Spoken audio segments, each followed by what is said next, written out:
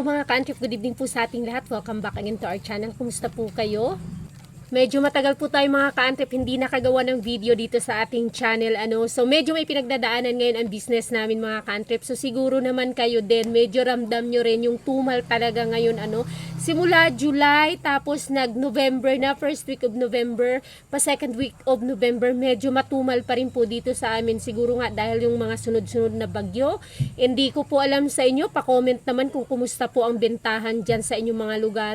Dito po sa ating industriya ng motor parts business and accessories or sa ating mga motor shop and repair shop business. So bago tayo magsimula mga ka-antrip, dahil medyo matagal tayo hindi nakapag-upload, kung mga bago lang po kayo dito sa ating channel at hindi pa nakapag-subscribe, ang mga pinag-uusapan po natin dito is about po sa motor parts business and accessories tips and some advice na kagaya na ibibigay ko po sa inyo ngayon dahil po marami na pong mga bumagsak na mga motor shop or motor parts business and accessories na dumanas or na pinagdaanan ang ganitong nangyari mga ka-antrip, na nangyayari din sa amin ngayon mga ka-antrip. At hindi lang ngayon, noong mga lumipas na taon ay pinagdaanan din po natin. So pwede nyo po i-consider, i-click ang subscribe button at yung notification bell para ma-notify po kayo sa tuwing may mga ina-upload po tayong bagong video. So ganito nga mga ka-antrip, dahil nga sa medyo matumal mga ka-antrip simula ng July hanggang ngayong November, at medyo na-overwhelm tayo mga ka-antrip kasi nga usapang ahente mga ka-antrip. Before kasi, nung medyo bago pa lang kami at medyo maliit pa lang yung shop natin, aminin man natin at sa hindi po talaga tayo pinupuntahan ng mga ahente, ng mga kumpanya, ng mga manufacturer talaga, ng mga importer na mga galing pa sa Maynila. So walang pumapansin sa atin. Noong mga time na medyo malaki na at medyo talaga namang kumbaga nakita na nila na kung CI ay makapasa at capable nang makapagbayad ng mga malalaking amount galing sa kanila at pwede na nilang ipa-terms or pautangin ng particular haba ng buwan like 3 months to 4 months to 5 months ay o-operan ka na nila. So ganito nga ang nangyari mga ka-antrip. May mga ahente na talagang pumunta dito sa amin. So medyo kapag marami na ang mga suppliers mga ka-antrip, medyo mahirap na siyang i-manage. Kagaya halimbawa nito mga ka-antrip, ilan na yung mga ahente na nagpapa-order dito? 4. So ang hirap tanggihan kasi ang layo nga ng aming lugar, ang aming location, tapos kami lang sasadyain dito. Although nakakapagtanggi naman, pero hindi talaga mawawala na out of na lang din pakikisama na o-orderan mo din. Ngayon, kapag galing sa Maynila mga ka-antrip, medyo matagal ang dating. So, umorder ako dito. Medyo matagal silang lahat. Kaya, napo-order naman ako dito sa mga local suppliers. So, dahil nga sa medyo matagal mga ka-antrip, medyo napadami yung aking orders at medyo pumasok ang pagtumal at nawalan ng pang-backup na pangbayad, backup fund, backup cash, napunta naman lahat. Actually, lahat naman nasa product. So, yun yung kagandahan mga ka-antrip. Kasi, yung pera, wala tayong cash, nasa products, nasa stock siya. Pero, syempre, dahil nga sa dumanas ng tumal, medyo babagal ang pag-dispose ng mga products. Since ang dami na ng mga ahente, medyo dumami na rin yung ating stocks, nadagdagan yung ating stocks, pati yung volume ng dati na mga pakonti-konti lang dahil sa marami na rin sila. At mabagal nga ang pag-dispose ay humina at medyo mabagal ang balik ng cash sa atin. Nandyan lahat sa stock. So yung kagandahan lang dun sa aming situation ngayon mga ka-antrip ay nandyan lang sa stock. So anong natutunan natin dito mga ka-antrip? Yung mag-overstocks ka. Yun din yung disadvantage ng marami na ang ahente. Marami na ang mga suppliers mo. Hindi kagaya before, isa, dalawa lang ang suppliers mo, monitor mo yung iyong mga stocks and inventory. Ang nangyari kasi mga ka-antrip, tulad yan Manila mga ka-antrip, magdali-dali ka order dito, tapos ang tagal doon. Tapos ipa-follow up mo, follow up ka, pag follow up, papadalhan ka ulit. Magdo-double na. Tulad na nangyari sa amin, doble yung mga napadala at medyo napadami ako ng stocks ng una dahil nga sa matagal ang dating. Nung pangalawang padala naman nila, medyo mabilis naman yung dating.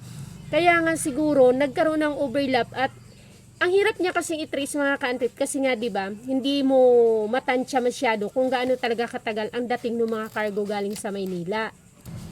Kaya medyo manghuhula ka talaga nung dating ng date. So sa paniniguro mo rin talaga na hindi ka maubusan ng stocks mo, o order ka rin dito sa local suppliers mo. So pag nagkataon ay magkaroon ng overstock. So medyo nag-overstocks kami, pero may i-share ako mga ka-antrip, na mayroon, hindi lang ako yung customer. So may mga ibang customer syempre mga ka-antrip na ang nangyari naman mga ka-antrip, nag-overstock na nga daw sila pero wala naman na yung stock sa kanilang tindahan.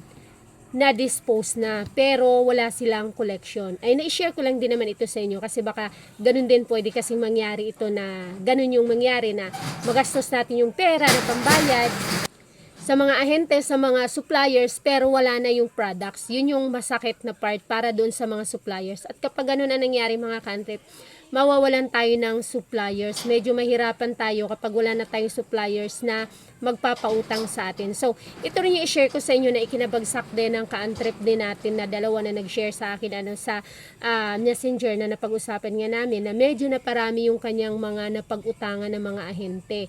At nagastos niya sa iba yung pera. Saan nagastos? Nagastos doon sa mga bagong motor na naibili, na i-down sa sasakyan, na wala namang palit income, wala namang nagagawang cash, hindi naman gumagawa ng pera para doon sa ating negosyo, kundi siya ay gastos lamang. So, yun yung mga ka-antrip at tinanas din namin yan mga ka-antrip way back 2018 mga ka-antrip, yung pera na pambayad sa mga supplier na halos milyon ang halaga ay napunta sa lupa na ipangbili ko ng lupa sa city. But at least yung mga ka-antrip lupa, pero mali pa rin dahil hindi yun para doon. So, ang nangyari ng mga ka-antrip, to be honest, yung supplier na yun, binayaran ko siya monthly na lang talaga ng 50,000.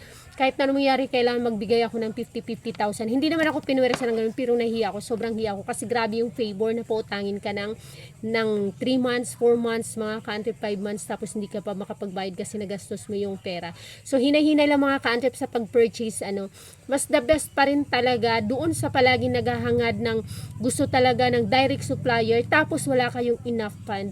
Although kami naman sa sitwasyon namin mga ka-antrip, kung come what may, comes worst to worst come talaga, pwede naman kaming makapag-loan ka agad-agad sa bangko kasi may may nakapending ako na for loan na anytime pwedeng i-release, 1 day process lang sa bank. Pero hindi ko siya ginagalaw kasi iniisip ko na for emergency talaga yan at saka pag nag-open na yung kabilang branch namin, yung pang third branch namin. So gagamitin ko yung pera doon. Although ngayon naman ay okay naman na siya, kumbaga kaya siyang, halimbawa yung mag-due ko dapat bukas, pinakiusapan ko na sa Friday na, pero may fund naman na siya kanina, nakapagpa-deposit na ako ng fund na kanina, so i-message ko lang siya mamaya na pwede na yung i-deposit bukas. Naniguro lang kasi ako just in case na baka biglang umulan maghapon simula nung Friday, Saturday kasi nagsipag-ulan ng mga ganang araw, baka walang benta. So inano ko siya, naniguro na ako, first time mga ka-antrip talaga, grabe. At ngayon lang namin dinanas to nung nag-overstock ako dahil nga ang dami ng supplies galing sa mga supplier na galing sa Maynila. Medyo nag-overstock kami, hindi kagaya nung local supplier lang ang aming kinukunan. Monitor mo yung mga stocks mo. Never nangyari pa in how many 10 years ngayon lang na nakiusap ako na extend ng at least 5 days. Pero hindi niya na kailangan extend in 5 days. Naniguro lang ako mga ka-antrip kasi doon sa mga nangungutang mga ka-antrip, lalo na sa mga nag-i-issue ng cheque, inform nyo po always yung inyong mga supplier doon sa mga date po ng inyong due date kasi baka po tubalbog ang cheque at mababad record tayo sa kanila, sa mga suppliers natin, at mababad record tayo sa bangko. So yun lang mga ka-antrip, monitor sa mga maliliit pa lang at mga baguhan pa lang, lalo na kung wala po kayong backup fund na anytime pwede nyong hugutin. Kung may mag-due, kung sakaling pasukin kayo ng tumal at wala tayong pambayad on time sa mga due dates natin, much better pa rin na mag-start kayo or dyan na lang muna kayo sa mga local suppliers po ninyo na mapagkukunan kasi monitor mo, halimbawa 12 lang kapag Manila kasi kailangan mo syempreng damihan kasi matagal ang dating, tapos kaya namang umorder ka lang na magkano, so syempre order ka ng tag 200,000 plus to 500,000, ganun, diba? Para naman sulit kumbaga yung biyahe nila papunta sa location mo kung malayo pa. Pero pag sa local lang, bilang na bilang mo, tapos mabilis lang umorder kung ano yung kailangan mo kung wala ka na. So yun lang ma-share ko mga ka-antrip at sana ay natutunan kayo sa aking na-share ngayon para doon sa mga magsisimula pa lang at nagsisimula pa lang at pasisimula pa lang dito sa motor parts business and accessories. wag po muna kayo maghangad ng mga direct suppliers. Talaga na maraming nagtatanong mga direct suppliers, kasi po mas maganda pa rin kung nag-start kayo sa maliit lang muna at sa mga local suppliers lang muna talaga tayo makipag-partner para sa mas mabilis na transaction at mamonitor nyo yung inyong mga inventory. So yun lang mga ka-antip, thank you so much. Sana ay nakapagbigay ito sa inyo ng konting information at advice. Bye! Please subscribe. Nasanay na ako sa Facebook. Paki-subscribe naman po kung hindi pa nakapag-subscribe. At paki-like naman po ng video. Bye-bye! See you next time!